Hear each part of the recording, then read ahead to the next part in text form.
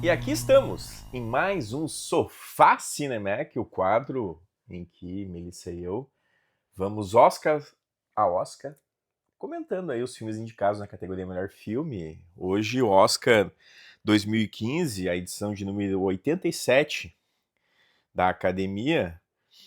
E comigo ela, Melissa, tudo bem? Tudo bem, como é que tu tá? Eu tô super bem, ritmo de Copa do Mundo ainda, né? Ainda. Agora na expectativa. Tu já Bom, completou o álbum? ainda falta uma, né? Não completou? Falta Ainda um. falta uma pra É, nós. olha aí, Deixa eu mostrar aqui, ó. álbum bonito. Falta só o México, né? A É, cidade sede exatamente. México. Essa daqui é FWC7. Se alguém tiver.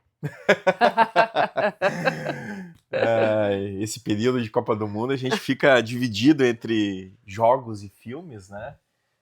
E outros afazeres, é claro. E assiste bem menos filmes, tá? Ah, pelo menos um por dia, né? É, eu não tô conseguindo assistir um por dia. Esse é o desafio. É, porque sim, são 4, 5 jogos por dia. Nem todos a gente consegue ver, né? Porque é no horário do trabalho, mas os que, quando a gente tá em casa, a gente assiste. Os que são no Corujão dá pra ver, né? Dá pra ver. No mínimo 2 a gente vê. O período de Copa do Mundo é sempre. Eu gosto, né? Gosto de futebol, enfim, né? Então, pra mim é. Para mim é sempre divertido, assim. Mas esse Oscar, ele não aconteceu em época de Copa do Mundo, ele aconteceu em 2015, Uhum. alusivo aos filmes lançados em 2014, né, que é quando foi a Copa no Brasil, né? Não vamos entrar em detalhes sobre essa Copa, mas então o Oscar 2015 aconteceu no dia 22 de fevereiro de 2015, lá no Teatro Dolby em Hollywood, Los Angeles. Lembra o que tu estava fazendo nesse dia? 22 de fevereiro? De 2015, gente. Olha, não tenho a mínima ideia. Parece que quanto mais chegando mais perto, quando é uma data mais antiga, a gente consegue lembrar. Uhum. E aí, quando vai chegando mais perto, parece que some a lembrança. É interessante isso, né? É, São quanto que a história fica marcada, né, na nossa isso. cabeça e tal. E são Ou de muitas. repente não aconteceu nada de interessante. Aconteceu o Oscar, né? Aconteceu o Oscar nessa data, certamente eu estava preparado para ver.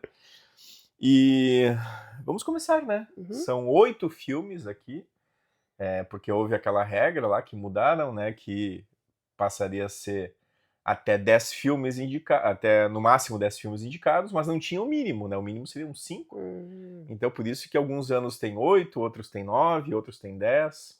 Hoje é obrigado ser 10, né? Ah. Mas antes não Uhum. era, né? Então a cerimônia teve como anfitrião o Neil Patrick Harris.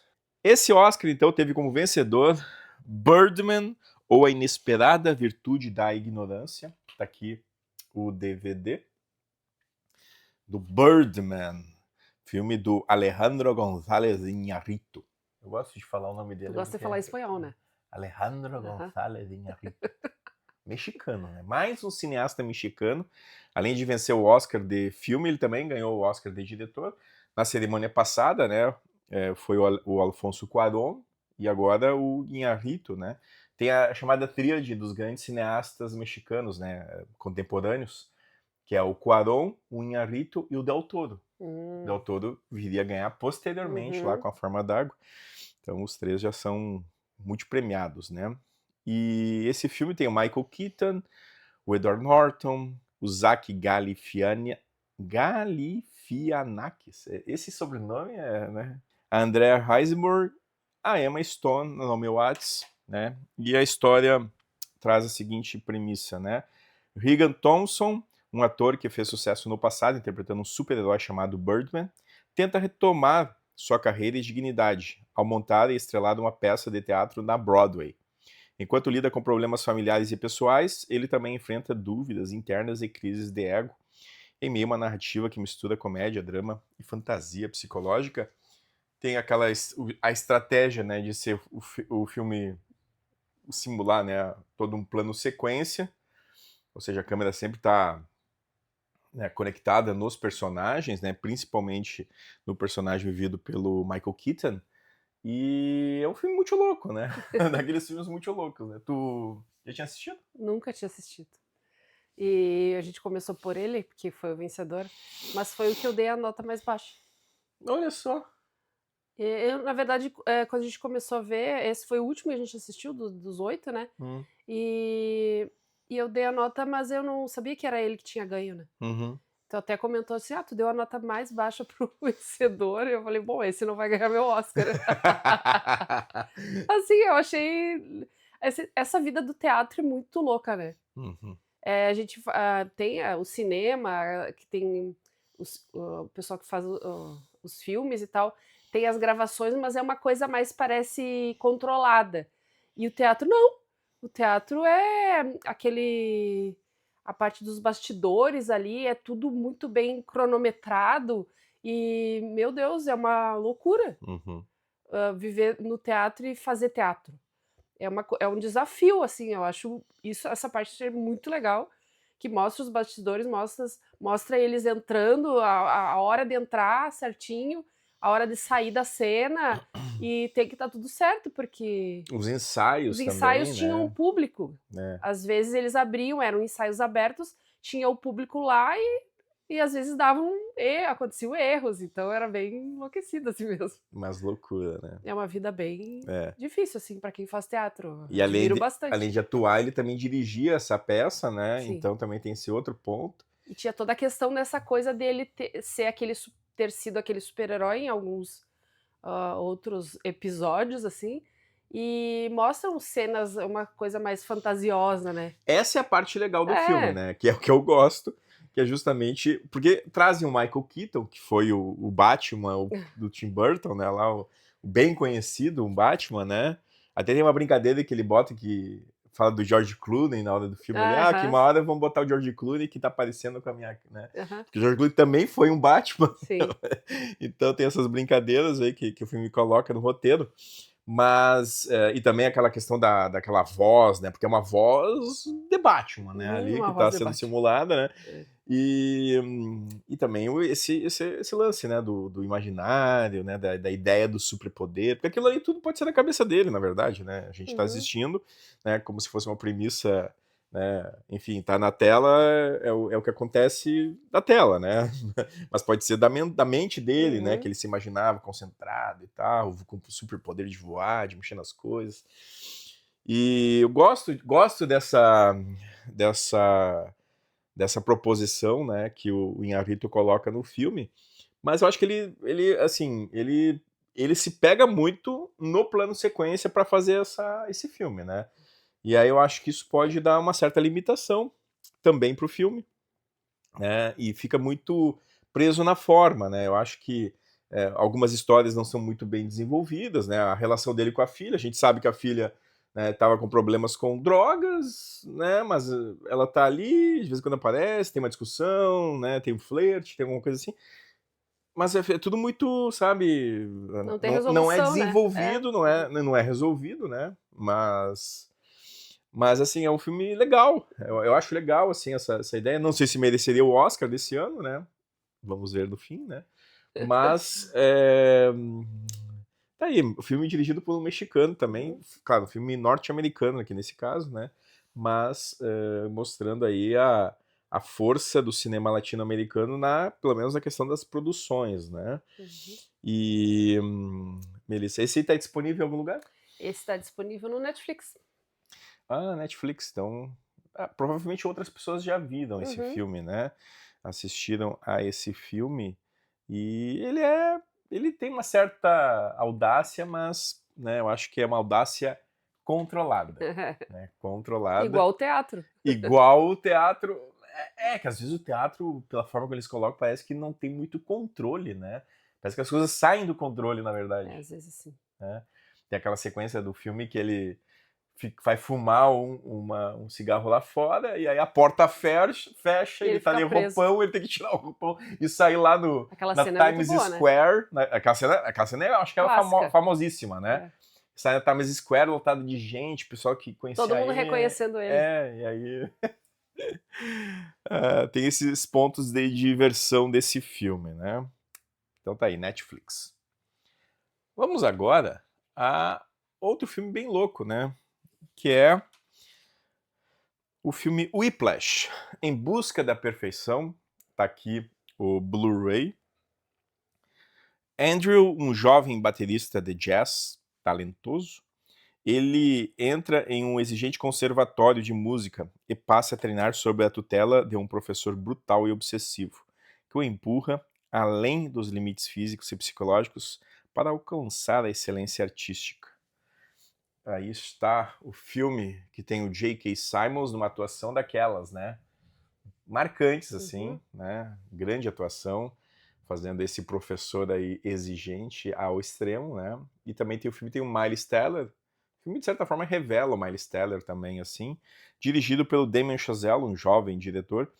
E esse aqui, eu não sei se tu sabia, até o Blu-ray tem, esse Blu-ray ele é baseado no curta feito pelo Damien Chazelle. Né? E o curta também tem o J.K. Simmons. Tá. Então, tem o curta, o Blu-ray tem o curta e tem o longa. Né? A gente vai comentar o longa aqui, evidentemente. E tu... O que tu achou desse? Gostei bastante. É a segunda vez que eu assisti contigo. Eu já tinha assistido há um tempo atrás e já tinha gostado. É um filme pesado, né? Porque um professor... nem todo mundo consegue aprender dessa forma, né? Era muita exigência e ao extremo. Ele tinha que chegar ao limite dele, tanto que ele ficava bastante machucado quando ele ensaiava, com as mãos machucadas, né? Porque ele queria atingir a perfeição e o professor exigia, então para ele funcionava. Mas eles tinham um relacionamento bem conflituoso, né? Mesmo assim, ele queria muito atingir aquela perfeição e o professor exigia muito dele, mas eles tinham muitos conflitos, então era uma coisa bem difícil para os dois, né? Ele estava tentando fazer o melhor. E ele consegue, né? Consegue até por ali, né? Mas olha... Porque a questão do filme, justamente, o filme ele tem um andamento, assim, que acompanha, de certa forma, o andamento de uma batida, assim, né? Porque é sobre bateria, né? Ele é baterista e tal, mas é sobre uma banda de jazz, né? E gosto muito, inclusive, das músicas, né? Principalmente Caravan, que é tocada várias vezes aqui no filme, né? Tem, claro, a música título, né? O Whiplash, né? Mas eu gosto do Caravan, né? E acho que tem essa batida, né? Que vai aumentando, aí tem um break, né? Aí tem uma breve passagem de tempo ali no filme, e aí uma volta com, né, um clímax, de certa forma, né? E gosto muito, assim. Tu toca a bateria? Não, Algum tenho instrumento? nenhuma coordenação. Tu acha que a educação ela deve seguir esse princípio da exigência ao extremo, né? Comigo não funciona. Porque eu ia dizer que isso pode provocar... Depende de cada pessoa. Eu acho que o professor, quando vai passar qualquer tipo de conhecimento, claro que se é uma turma com mais pessoas, é difícil tu ter uma linha para cada um. Não tem como. Tu tem que ter uma linha geral para poder atender todo mundo. Mas tem pessoas que trabalham sob pressão, outras não. Eu, particularmente, não... a pressão me bloqueia, assim. Então, e sobre tocar um instrumento, há muito tempo atrás eu tinha um teclado. Olha. E eu aprendi algumas coisinhas, mas depois a gente se desfez do teclado e eu nunca mais peguei. Eu aprendi alguma coisa de ouvido, né? Como falam, antigamente falavam aprender de ouvido. Nunca li uma partitura, então, mas era bem legal. Massa, legal. E tu? Eu não sei nada, né? Não sabe nada? É engraçado porque quando eu começo a ver filmes assim que tem músicos, dá vontade de aprender o que Ele os caras quer estão comprar fazendo. uma bateria Uma agora. bateria, um violino, um violoncelo, né? Uma harpa. É tão legal, né? É muito legal, né? A música é algo sensacional mesmo, né? E esse filme acho que consegue traduzir um pouco isso. Claro, com o extremo dessa forma de educação ali que é colocada, né? O método do professor é um método bem, Mas fala digamos... das tuas lições de violão. Violão, guitarra. Aí que tá, exemplo da Não Melissa. quer contar, né? Exemplo da Melissa, um tempo atrás eu também gostava, né, de tocar e tal. Daí passei um tempo sem mexer, Mas de vez em quando eu, né, faço uma liçãozinha ali para não esquecer, pelo menos os acordes, né? Aham. Então, mas, né? Mas ainda não dá pra fazer uma serenata. Não, Ah, tá bom. não dá. Vou esperar um pouquinho. Até dá. É? É, Tá. mas não sei se eu conquisto. Hum. Mas não vai ser com bateria, tá? Essa bateria já é um pouquinho mais. Faz muito barulho, né? A vizinhança eu acho que não ia Não, curtir aí não muito. ia dar pra morar em prédio. Mas gosto bastante desse filme também. Ele tem algumas questões que eu fico pensando ao longo da narrativa, né? É, principalmente a questão da relação dele com a namoradinha ali e tal, que eles, né, não desenvolve muito aquilo, Uhum. né? Eu acho que poderia. Nem precisaria ter Nem aquela precisaria ter, parte. exato. Se não é para desenvolver, não É, precisaria ter. porque, né? Porque, enfim, tudo bem que é mostrar que ele tenta levar uma vida, assim, mas, né? E, mas o J.K. Simmons rouba o filme aqui, realmente. Esse está disponível também em algum Sim, lugar? esse no HBO Max. HBO Max, Whiplash. Filme que é sempre bom rever, né? Eu já vi É, várias vezes esse, né? E esse passa rápido, assim, é bacana. rápido, tão rápido quanto a bateria, né? Quanto a bateria, né? Nossa, o Muito. movimento. Depois, vamos para o Grande Hotel Budapeste, The Grand Budapest Hotel, dirigido pelo Wes Anderson, tá aqui o Blu-ray, né?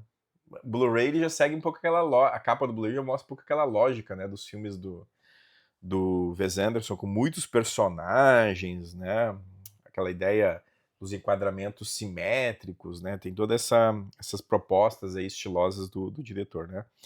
No fictício país europeu de Dubrovka, o concierge carismático Monseigneur Gustave H.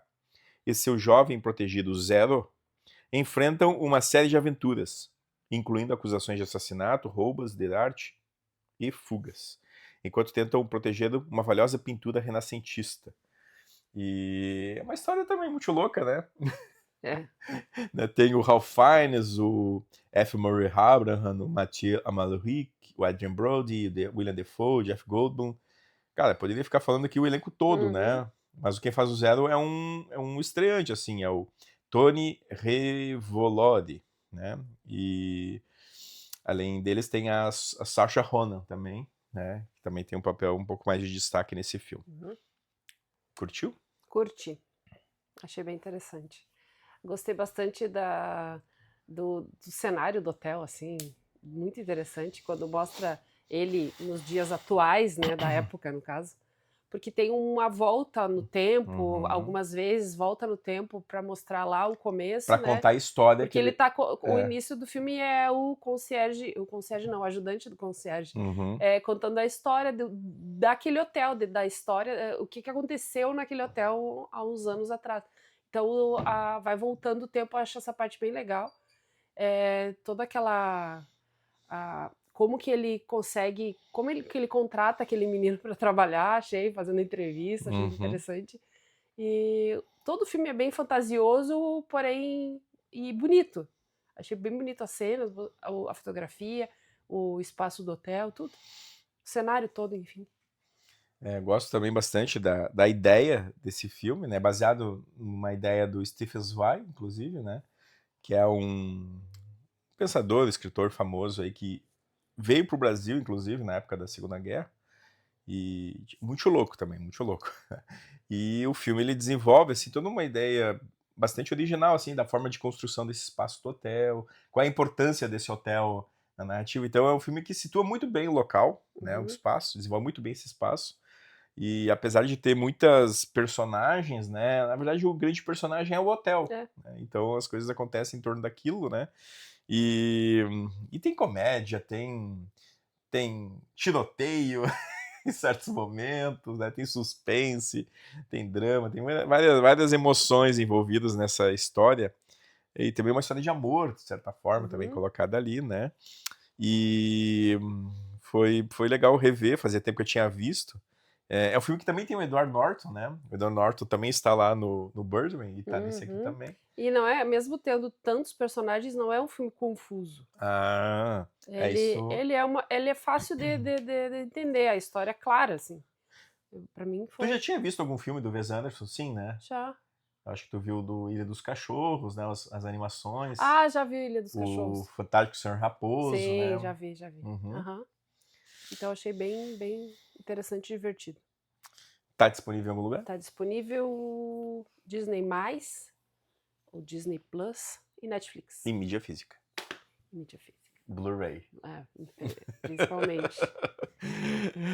Certo. Vamos agora, Melissa, para A Teoria de Tudo.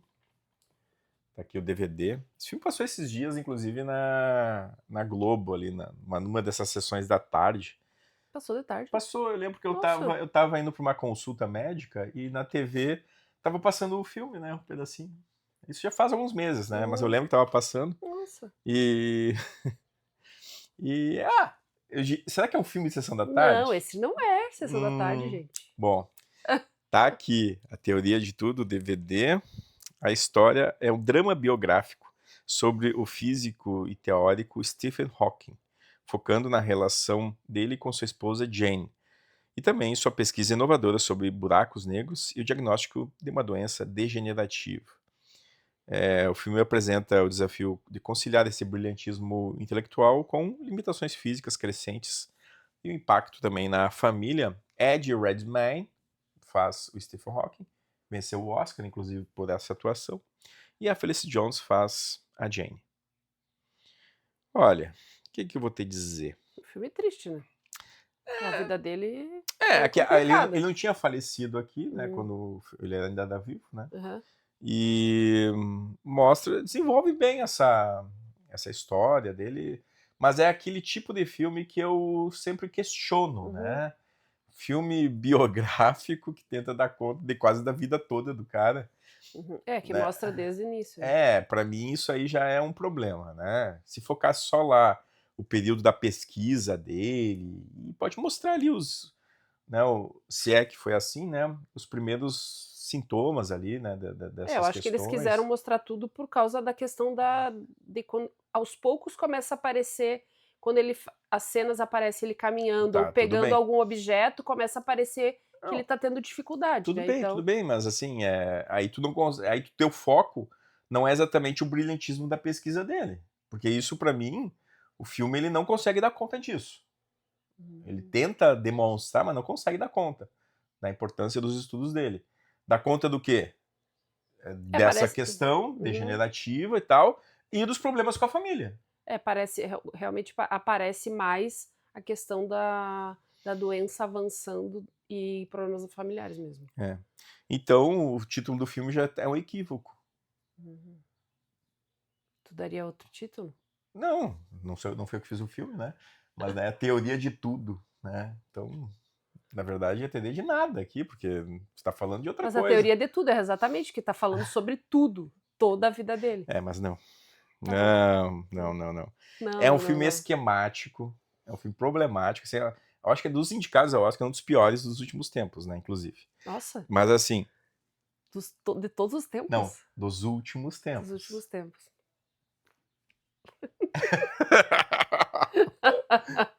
É um filme, eu assim, nem sei que nota tu deu, eu dei uma nota boa. Não, tu gostou do filme. Assim como garanto que a maioria que tá assistindo esse vídeo gosta desse filme. Eu não gosto. Tá. Aí eu tenho que falar que eu não gosto. Claro. Porque é um filme esquemático, é um filme que ele tem uma certa prepotência, assim, ao mostrar, querer dar conta de tudo e não dar conta de nada, né? Então, assim, porque é um filme de 2 horas de duração que não tem tempo para dar para tudo isso, né? Para a história de alguém que tem o brilho realmente, né? O brilho científico.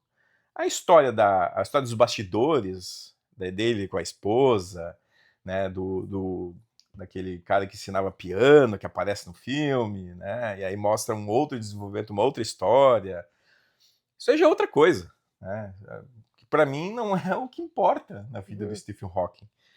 Mas não importa, mas teve. Não, tudo bem. Eu acho que todas as trajetórias, se for fazer filme de todas as pessoas do mundo, isso vai estar presente.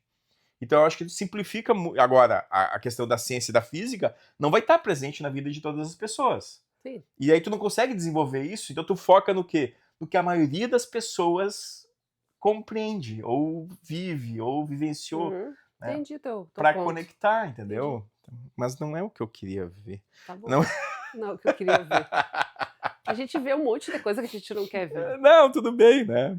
Não, porque assim, ó, quando foca nessa história dos dois, tu não tá focando no cara científico, né? Então, eu acho que é bem problemático nesse sentido. Esse é o principal ponto que eu coloco. Tá. Mas a atuação dele é ok, mas assim, também, em termos de atuação, tá? Uhum. É muito fácil.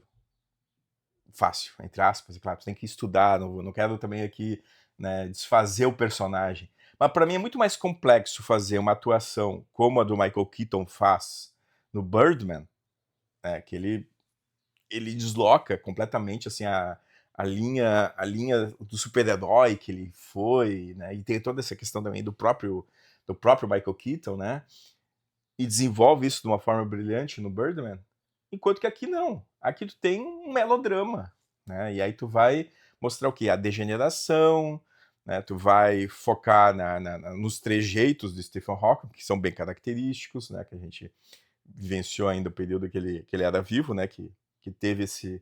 Que a gente via as imagens dele, né? E realmente são imagens marcantes, assim, né? Às vezes muito tristes, inclusive, né? E aí eu acho que é mais simples, assim, não que seja mais fácil, mais simples fazer um papel desse do que um papel como a do Michael Keaton, tá? Tá, eu não concordo. Tá bom. Eu acho bem mais difícil fazer esse papel dele. É mesmo? Acho. Nem sei, assim. Ele deve ter ficado com dor no corpo inteiro para fazer aquele papel. O tempo que ele ficava em cena fazendo aquela deformação do corpo, assim. Uhum. Então, não sei, para mim acho que é mais difícil. Ok. Nossa, aí cada um tira Fala, a sua opinião. fala bem do filme, então, o que mais tu gostou? Não, eu gostei por causa da questão da superação. O cara, por mais que ele tivesse ali impossibilitado de tudo, ele estava conseguindo se comunicar. Uhum. Claro que surgiram aquele aparelho que ajudava ele a se comunicar, que alguém criou, mas isso tudo naquela época, né? Para ele poder se comunicar com um computador, vamos dizer assim. A voz, né, que ele Isso. teve. Isso, porque ele, em algum ponto do filme ele não ia poder mais falar, né? Porque ele teve que fazer um procedimento. Acho que é essa. Então, mesmo assim, tem que ter muita força de vontade para fazer o que ele fez. Ele era uma pessoa inteligentíssima e podia ter, tipo assim, bom, agora eu não tenho mais o que eu fazer, desistir da vida ou várias coisas. E ele, com toda a dificuldade, ele conseguiu ainda atingir o ponto que ele atingiu, né? Ficou muito sobre a questão da ciência e tal. Uhum. Então, pra mim, é isso. Certo. Vamos assistir no Prime, mas tem que pagar lá. Ah, tem que dar um complemento? Tem que molhar a mão lá do Prime. Mas assim, mesmo que a gente tenha opiniões divergentes aqui, a gente viu o filme tranquilamente, Claro. tá? Isso é importante a gente colocar, a gente não brigou aqui. Não, a gente não briga assistindo o filme, a gente faz comentários, quer dizer, eu faço. Às vezes a gente briga, né? Principalmente quando tu não quer ver o filme. Sim. Mas não isso foi que é o o caso. interessante, né? Porque se tivesse duas pessoas falando a mesma coisa aqui, que graça ia ter. Bom, então, né, assista a Teoria de Tudo, tire suas conclusões, mas não vai esperando que tu vai conhecer a ciência do Stephen Hawking, aí tu vai ter que ir para outro lugar, viu? Dirigido pelo James Marsh, né? Importante também fazer referência aqui. The Theory of Everything. Na sequência, tem o Selma, Uma Luta pela Igualdade. Filme baseado em fatos também. Mais um filme baseado em fatos aqui, né? A gente tem aqui o Teoria de Tudo, esse, e o próximo também vai ser baseado em fatos. E o Selma tenta reconstruir, recontar a histórica campanha de direitos civis liderado pelo Martin Luther King Jr., especialmente a marcha de Selma a Montgomery, que lutou pelo direito ao voto para os afro-americanos do sul dos Estados Unidos. E aí o filme vai desenvolvendo essa questão em torno dos ativistas e de todo o preconceito, né, existente nessas regiões sulistas dos Estados Unidos em 1965. Dirigido pela Ava DuVernay, né, diretora aí bastante simbólica e importante, e tem a Oprah Winfrey entre os papéis, né, o Cuba Gooding Jr., o David Oyelowo, né, principalmente ele, né, que faz o Martin Luther King, entre outros atores. O Tim Roth faz um prefeito aí de Selma, ali, Montgomery, bastante racista, né? Uhum. E aí, Selma, tu já tinha assistido esse? Nunca tinha assistido, gostei bastante. É o que eu falei no anterior. Tem coisas que a gente não quer ver. Não questão de não assistir o filme, não quer ver, é o comportamento de pessoas com pessoas. Uhum. Que, ao meu ver, assim, não tem lógica nenhuma o que acontecia, o que acontece e provavelmente continuará acontecendo, que é o racismo. Então, é um filme pesado, triste, que mostra bastante, assim, na cara dura, assim, todo o preconceito que cidades tinham com pessoas negras, e é difícil de ver. É difícil Uhum. quando a gente não tem uma opinião diferente daquilo. Então, é bem complicado. Eu acho que é um filme muito. Primeiro, ó, o que eu falei do TD de Tudo, que ele tenta dar conta de uma história de vida completa, né? Esse aqui não, esse aqui foca no momento da trajetória do Martin Luther King e é um momento marcante, simbólico. Então ele foca nisso. Não está preocupado em colocar as origens do Luther King, né, o que acontece no fim, ainda que apareça lá depois as tradicionais letreiros que dizem o que aconteceu, né? Mas o filme não mostra isso, coloca para situar as pessoas, né? Uhum. Que certamente tem pessoas que não sabem a importância dessa luta aí dos direitos civis nos Estados Unidos, então é importante ter isso presente, né?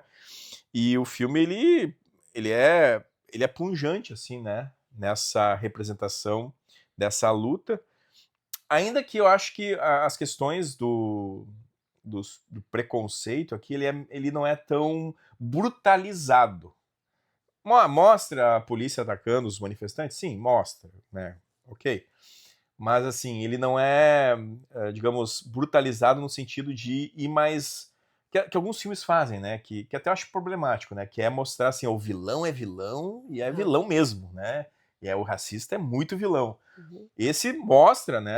Dá o ponto, né? Desses Uhum. racistas, mas que são vilões, ok? Mas que não são, assim, digamos, tão estereotipados. Inclusive o presidente, né?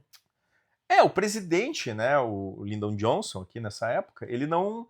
Ele aparece tentando fazer né, um jogo político, Uhum. né? É o jogo político, ele quer ficar bem e tal, mas daí ele chama lá o Edgar Hoover, né, o Uhum. cara lá né, que vai mais tarde ser um dos Uhum. responsáveis por caçar o Luther King. O filme não foca isso, mas mostra essas relações, esses pauzinhos sendo mexidos nos bastidores da política dos Estados Unidos, né? A gente sabe que isso é um ponto, né? Mas não desenvolve muito Aham. isso, né? Ele vai e só coloca isso, né? O presidente aqui, ele quer ser, né? Ele quer sair bem É, dessa situação, resolver o problema, né? mas ele não é o vilão, né? Não é o vilão, aí que tá, né? Ele é colocado no outro patamar ali, É, né? Um patamar quase de, sei lá, de conciliação, é. né? Não consegue Uh, equilibrar o negócio. é, não era tão assim, né? Porque é o presidente também que aumenta ali a questão lá do Vietnã, né? Uhum. Que o filme não foca nisso também, Sim, né? não. O filme não mostra isso, os Estados Unidos e o Vietnã, mas sabemos que é a conjuntura desse período. E porque o filme justamente é a marcha, né, da travessia da ponte lá de Selma Uhum. para Montgomery, 50 e poucos quilômetros, né? E o filme é isso, né? Foca esse momento, nessa travessia dessa Que ponte. foram várias tentativas, né? Eles conseguirem. Várias tentativas e né, ele também centra em alguns momentos os problemas familiares ali do do Luther King com a esposa e tal, porque ele não, enfim, ele estava fazendo uma luta e não estava presente em casa, né? Então, Uhum. o filme também coloca esses pontos, né? Mas ele não vai muito além disso. E, e eu acho que é um bom assim, eu diria assim, ó, tu vai aprender sobre isso assistindo só esse filme? Não, aprender não, tu vai ter né, talvez abra uma janela para tu ir atrás de outras coisas. Uhum. Vai se situar um pouco. Eu gosto quando o filme ele propõe isso, né? Ele não quer ser sei lá, o documento definitivo sobre um certo assunto. Uhum. Ele quer te abrir a janela para que tu possa olhar e a partir disso tu ir atrás de outros conhecimentos. Uhum. Eu acho que é um bom filme sobre isso. Que pode ser visto no Mubi e no Prime. Tá aí, Mubi. Inclusive o DVD, a gente assistiu 1 hora de filme no DVD e 1 hora de filme no Mubi, né? Sim, porque deu um Deu um probleminha. probleminha na mídia física, às vezes acontece, né? Uhum. Às vezes pode faltar internet e tu não consegue ver o streaming, É. né? Mas a mídia física também, às vezes pode dar uma travada ali das camadas, né? E esse aqui travou, pelo menos no aparelho aqui. E daí, mas ainda bem que tinha no Mubi, né? Porque daí ainda bem. sim, ó. Né? Então é quando a importância da mídia física aliada a um bom streaming. Sim, Que tem que ser um bom streaming, né? Pra claro. ter esse filme. É. Então, Mubi nos salvou aí pra terminar do Selma. Melissa, já que a gente falou de preconceito, vamos fazer também inversão aqui, né? Vou trazer o Jogo da Imitação, também baseado em fatos, filme britânico. E é baseado na vida do matemático britânico Alan Turing e mostra como ele e sua equipe em Bletchley Park conseguiram decifrar as mensagens da máquina Enigma. Máquina essa dos nazistas durante a Segunda Guerra Mundial, um feito que, né, segundo o filme, segundo, né, os dados históricos de representação, acelerou o fim do conflito. Ao mesmo tempo, o filme traz uma outra questão, né, que ele vai apresentando, que a gente vai comentar agora, porque eu acho que tem esses dois pontos, né? Também é o The Imitation Game, então, título do filme no original, dirigido pelo Martin Paulden. E tem o Benedict Cumberbatch e a Keira Knightley, entre outros, no elenco. Vencedor do Oscar de melhor roteiro adaptado. Tá aqui o DVD. Conhecia essa história? Não, e gostei bastante. Gostei porque, nossa, a vida desse cara aí foi complicada, porque ele viveu a vida para tentar descobrir como interceptar as mensagens dos alemães, né? Então, se adiantar para saber o que eles iam fazer no próximo passo em relação à guerra, né? Então, quando ele começa a tentar convencer as outras pessoas que ele tinha como resolver criando uma máquina que futuramente se chamaria computador, né? Isso aí foi... Que ano tu falou? Esse aqui, o filme se passa em 3 momentos, né? Tá. Isso acho que é legal a gente citar. O filme começa em 1951. Sim. E aí ele volta 39. pro 39, início da guerra, né?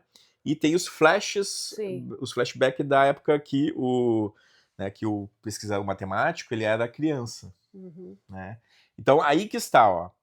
É um filme que o foco desse filme, ele é dividido em 2 momentos centrais, tá? Que é o foco da guerra, da decifrar o enigma, né? E o foco, né, do que as pessoas estão, né, enfim, vasculhando a vida do cara em 51, né, que é um outro enigma. Sim. Aí que está. Que esse a gente não vai falar, né? Será que não? Será que tu acha que tem que falar? Não sei, vamos ver. Eu acho que tem. Mas assim, tá. Né? Que o que eu comentei com o Alexandre depois que a gente assistiu é que eles estavam mais preocupados em prender ele por conta da vida privada dele e não focar naquilo de bom que ele tinha construído. E que ele ficou muito tempo construído, com uma equipe que ele coordenava, que foi muito difícil ele conseguir que aquela equipe aceitasse o que ele estava fazendo para construir essa máquina, para conseguir interceptar as mensagens.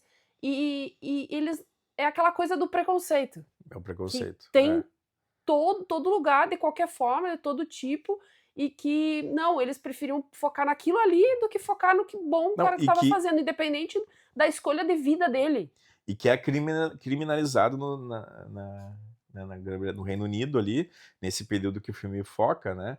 Tanto que o filme mostra, inclusive, lá, passou 50 anos até que fosse reconhecido a importância do Nossa, o trabalho do cara já cara. tinha O cara já tinha morrido. morrido há quase 50 anos. E daí foram lá Absurdo reconhecer o isso. trabalho dele, muito absurdo. É Absurdo porque isso. eles focaram numa coisa que não era É a relevante. canalice, A canalice. né, que existe nesses tipos de questão, né, baseado no Estado, né, dos princípios jurídicos que foram colocados na época, né, tudo é algo assim, é abominável, né, que aparece quando a gente vê esse tipo de coisa, e o filme consegue dar conta disso, né, porque a gente acompanha as questões ali de decifrar, né, porque era uma máquina, é uma loucura aquela máquina, né, que foi montada Que a ali. gente vê hoje em dia com computador, que é uma coisa desse Tu tamanho, aperta um um botão, celular que é desse tamanho, aquela máquina ocupava uma sala inteira. é impressionante, custou muito dinheiro também, né, Sim. então... E ele tentar, ele fazer com que aquelas pessoas, os que estavam acima dele, conseguissem liberar aquele dinheiro para ele construir aquela máquina, ele tendo certeza que ia funcionar, é a coisa mais difícil que ele fez, eu acho, né? É. Porque se ele não conseguisse aquele dinheiro, ele não ia conseguir construir a máquina e assim não ia Pra ele foi mais difícil fazer isso do que Isso. conseguir resolver o É, enigma, né? ele era um matemático os É. mais tops, né? Então pra Impressionante. ele era aquilo, era fácil, o difícil era construir a máquina.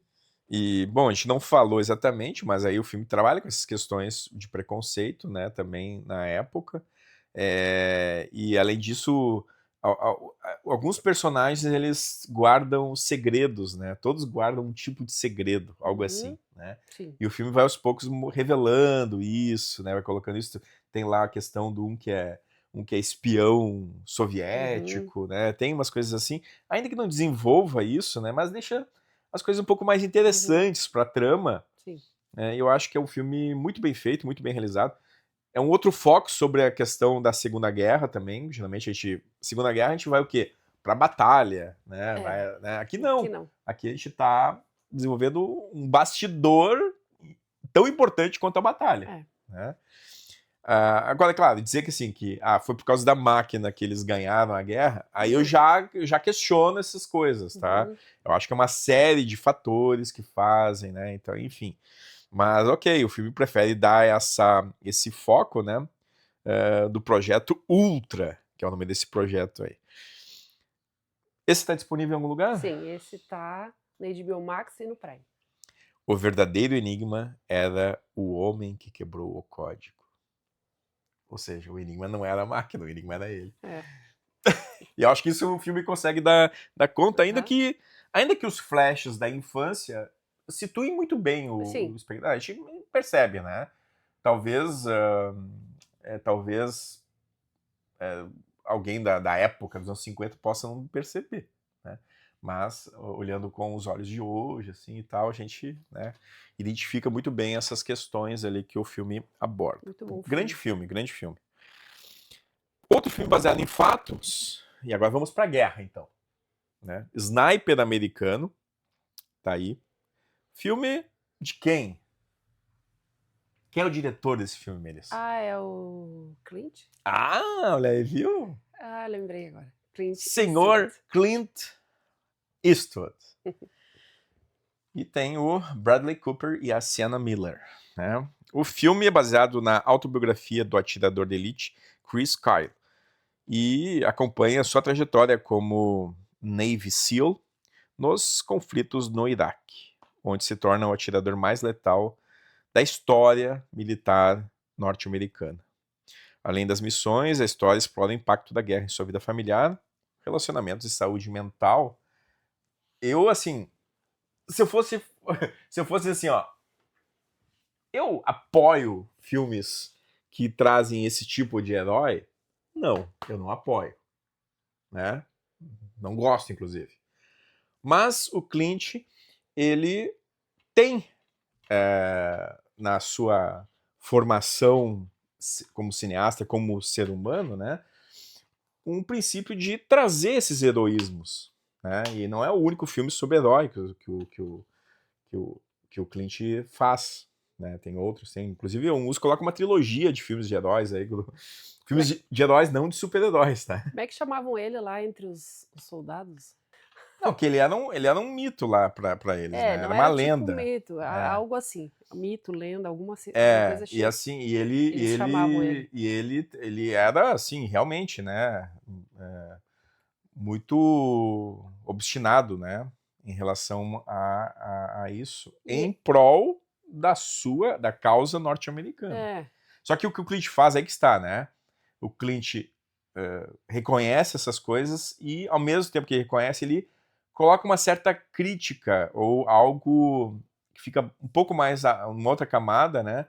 Que é, né, enfim, que fim levam essas pessoas, né? E eu acho que esse é o ponto que o filme coloca, né? Porque a gente sabe que desde lá da época da Primeira, da Segunda Guerra, né, os soldados voltam e voltam cheios de problemas e o Estado não dá um suporte necessário para isso, do pós-guerra. E o Vietnã é um exemplo talvez mais forte ainda, né? E aqui, né, é uma história que se repete, né? Uma história que se repete porque estamos falando da guerra no Iraque. A gente... Tu conhecia a história desse cara? Não, esse aqui não. Inclusive, bem triste. É aquilo que tu falou. A gente já assistiu vários filmes falando da guerra, independente do lugar, e todos têm o mesmo fim. O pós-guerra é igual para todos.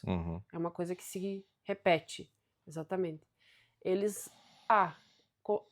os soldados estão lá para lutar pelo seu país. Uns são tão obstinados e parece uma lavagem cerebral que todo mundo quer estar lá porque todo mundo quer fazer alguma coisa pelo seu país. Porém, o pós-guerra é absurdo, porque aquelas pessoas, as que sobrevivem, né, e não tem ajuda de nada. E mesmo as que não sobrevivem, as famílias ficam... não tem ajuda e... Então é bem difícil. É uma coisa tão bizarra, porque é uma coisa... A guerra é uma coisa letal. E todo mundo sabe disso, e mesmo assim tem muita gente como esse cara aqui, que queria estar lá porque ele tinha que ajudar o país dele. Mas ele era um profissional excelente, né? E ele tinha que tomar decisões muito rapidamente, assim, em poucos segundos ele tinha que tomar decisões, né? E tem um flash do filme no início que mostra a formação dele com a família, né? Com o pai, que era ele e outro irmão, né? Desde pequeno, né? Ele era digamos, o irmão mais velho que protegia o irmão mais novo, que apanhava e tal, e ele lá batia nos coleguinhas, né? E aí mostra toda essa questão também, né, da diferença de formação. O pai ensinava ele a atirar, né, desde pequeno. Isso. Então é uma coisa que veio desde pequeno e é aquela coisa da lavagem, dele crescer sabendo fazer aquilo e pensar que ele pode ajudar o país dele com aquilo. Então, nossa. Eu não sei se o pessoal ouviu um relâmpago. Será? Que acabou de... Gente. Falando de guerra e tô escutando, parece até um bombardeio. Mas é um muito bom filme. Bem emocionante, difícil, mas vale a pena. Se fosse na Copa do Mundo, a gente pararia o vídeo agora, esperaria 1h30 até passar os raios. Porque com raio não dá pra jogar. Né? Essa não, é a regra. Se bem que eu acho que estádio coberto, como a gente tá aqui dentro do nosso estúdio, né? Até dá pra continuar. Acho que dá pra continuar. E também aqui não tem goteira, né? Então tá tudo certo. Sniper Americano dá pra assistir no HBO Max. HBO Max. E é um fim triste esse filme, tá? Assim, apesar dessa questão, né? É um fim triste. Esses filmes desse Oscar tem vários fins tristes, tem né? Um momento do Muitos filme... fins tristes. Tem um momento desse aqui que ele tá mirando, né, num alvo e vem um menininho e pega a arma. Aquele momento ali, olha... Aquilo ali O Clint... É quase que não dá pra ver, assim. É fogo. Mas tá aqui, né? HBO Max, né? Isso. Fechando o Oscar 2015, Boyhood, da infância à juventude. Tá aqui o DVD. Não é baseado em fatos, mas ele tem um outro elemento, né? Que são os próprios fatos. Sim. Não, é um filme ficcional, tá? Mas ele é gravado ao longo de 12 anos de produção. Então, o Richard Linklater e a equipe, eles se reuniam em momentos e gravavam, né, um roteiro que estava sendo desenvolvido. Esse filme, então, além de ser filmado ao longo de 12 anos com os mesmos atores, né, acompanha a vida de Mason desde a infância até a adolescência, mostrando como sua personalidade, relações familiares, desafios escolares e decisões pessoais evoluem com o tempo. É um retrato realista e íntimo de crescimento e mudanças ao longo da vida. Olha, esse filme eu já vi umas 4 vezes, né? E é tipo um Forrest Gump, assim, que eu assisto uma época, acho magnífico, assisto outra época, não é tudo isso, né? Eu lembro quando eu vi a primeira vez, eu achei, tá, se eu não soubesse que tinha sido feito em 12 anos, o filme não teria a importância que teve, né? Porque é um filme sobre, sei lá, maturidade, trajetória e desenvolvimento, mas que poderia ser feito com atores sem serem os mesmos atores, né? Então, o diferencial do filme é o tempo de produção. Uhum. Isso tá na capa da mídia física aqui, né? Então essa foto aqui da capa, inclusive, tem a foto do... Porque aqui ele tinha, acho que 6 anos, talvez, mais 12, 18, foi, né? Até os 18. Tem essa foto dele com 18 anos deitado aqui, muito legal ficou, pra ver a diferença, né? E o que eu mais gostei é exatamente da dificuldade que ele deve ter tido para gravar, porque aqui ele era uma criança quando começou. Como saber que com o passar do tempo aquela criança ia querer continuar, que foi crescendo, querer continuar fazendo as gravações e manter aquilo, porque assim, a gente sabe, essa transição da infância para adolescência, a fase adulta, é a coisa mais difícil que tem, né? A gente passou por isso, nossos filhos, né? Então, como ele escolher essa criança para fazer esse papel e saber que com 18 anos ele ia querer continuar fazendo, ou a vida inteira, e todo ano gravando, e como que ele fez esse roteiro para que ficasse tão encaixado as transições de uma cena para outra, de um ano para outro, que foi passando, eram muito legais. Então, esse eu acho que foi o mais difícil. Gravar não era o mais difícil. É tipo assim, tá, mas e agora? Ele tá aí numa crise de 13 anos, ele vai querer gravar? Sabe? Tipo, pré-adolescente chato. Que todo mundo passou por isso. Então, eu acho que isso que é o mais legal, eu acho, do filme. Realmente, e pra mim, por isso que é um filmaço também. Né? Porque tem esse ponto, né, de desafio de produção, né, que é algo que os outros filmes, claro, todos os filmes têm desafios de produção, mas esse aqui tem 12 anos. É muito tempo, né? 12 anos. Né? Então é algo assim que realmente... acho que o Richard Linklater, inclusive, mereceria o Oscar, né, por esse filme, né? Porque é o trabalho de direção dele aqui. Ele é o que desse? É a irmã, né, dele. Tá. É a filha do Richard Linklater, né? Tá. É isso. E daí é mais fácil, né? Porque, enfim, filha tá ali pra fazer isso, né? Já escolheu alguém perto dele pra... Agora, o Eller Coltrane, né, que é o menininho, aí não, né? Aí é um pouco mais difícil. Mas o que eu gosto, né? Tem essas pegadas das épocas. Então, a trilha sonora ajuda muito. Né? A gente ouve as músicas e aí tá situado, né? Naquela época. Sim. Então, a gente, quando tenta lembrar, por exemplo, aqui, a gente tá...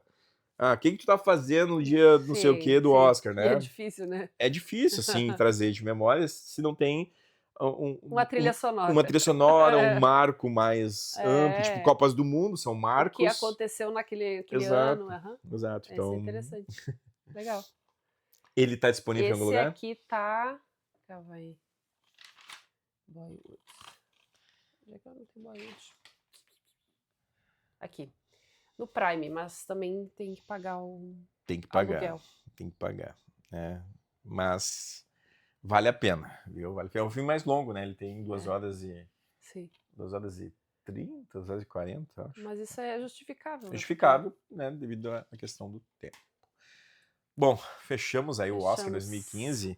Nesse ano nós tivemos também o Foxcatcher, né, que é um filme aí que tem a indicação para o Mark Ruffalo e pelo Steve Carell, que é um filme baseado em fatos também sobre luta livre, né, e questões olímpicas, né, no caso dessa abordagem. Também é desse ano Garota Exemplar, que é um filmaço também, do David Fincher, né? Baita filme. Os filmes internacionais, ó, filmes em língua estrangeira. O vencedor foi Ida, filme polonês, brilhante também, grande filme. Mas esse ano nós temos o Relatos Selvagens, Que baita filme. da Argentina. O Ida eu não vi, mas esse Relato Selvagem. É que o Ida pega uma questão mais assim de drama e tal. Agora o Relatos Selvagens é visceral, né? São várias histórias assim, muito loucas, Muito né? bom. Muito bom mesmo.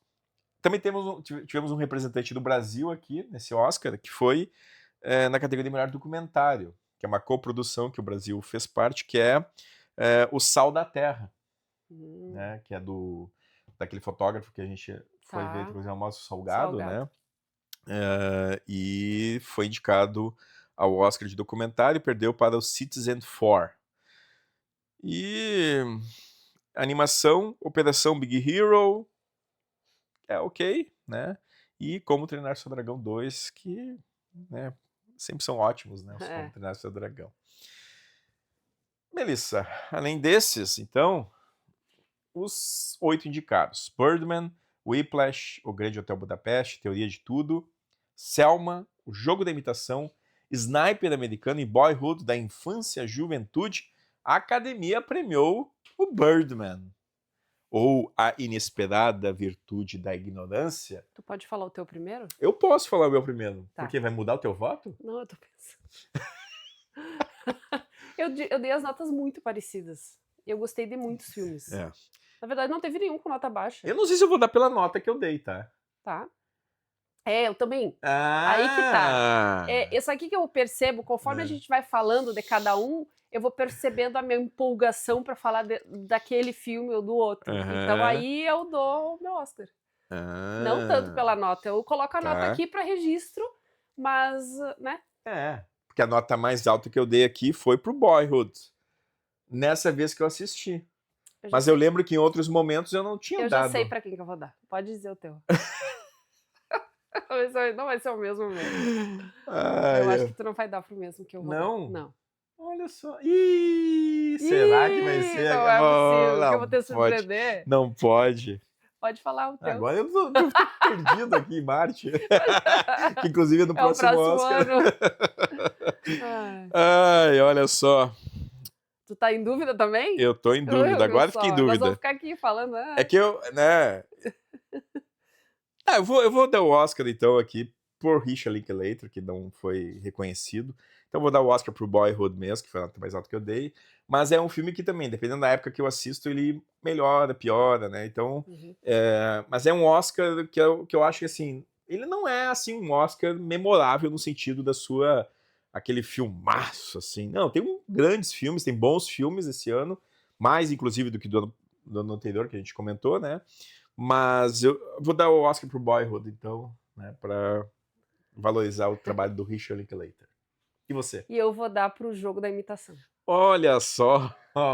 Vou dar porque eu percebi que, tipo, na hora que a gente tava conversando aqui, falando de cada um, eu me empolguei mais contando a história dele do que dos outros. Todos desse ano, assim, ó, estavam bem no mesmo nível, assim, pra mim. Eu sei que pra ti não, mas no mesmo nível comparado com o ano passado, por exemplo. Então, o ano passado, o Oscar anterior. Então, eu vou dar pro Jogo da Imitação. Muito bem, Melissa. Agora a gente, semana passada, né, porque a gente teve que fazer um vídeo devido ao Oscar, né? Devido à Copa. Atrasou. Tem o livro do Eduardo Galeano, que eu gosto de fazer referência, né? Que se chama Fechado por Motivos de Futebol, né?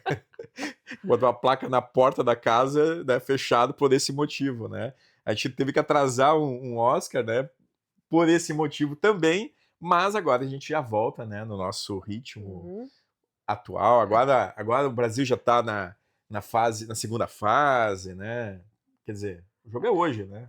O jogo é hoje, mas, né, a gente não sabe. Não sabe até onde vai. Quando vocês assistirem o vídeo, de repente ele já foi. Saiu fora, já ou foi. Segue, aí a gente não sabe.